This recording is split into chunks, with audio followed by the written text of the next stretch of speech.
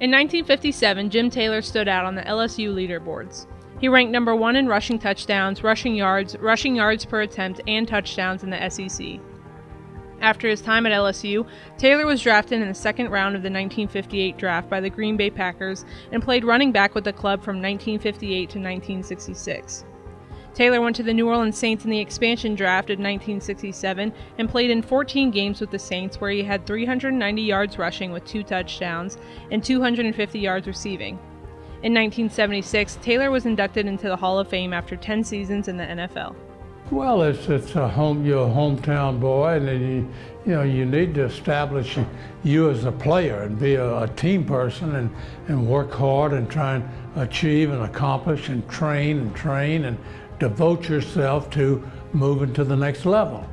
Everybody can be an also-ran and get on a team and get a uniform, but if you want to move on up to and move on as the pro level to the Pro Football Hall of Fame, then it requires some effort and some concern, and for you to really devote yourself as a player. Said, well, I didn't even know where Green Bay, Wisconsin was, and it's a little town up above Chicago, 200 miles, and so, it's a job, and I've played middle linebacker, and I know that, and we stayed together for 10 years there with the Packers, and, and then just specialization at that point, You got to either play defense or, I say that, you had a couple of centers, a couple of, players that played both ways. But overall, you got to either take the offensive side or the defensive side of the ball.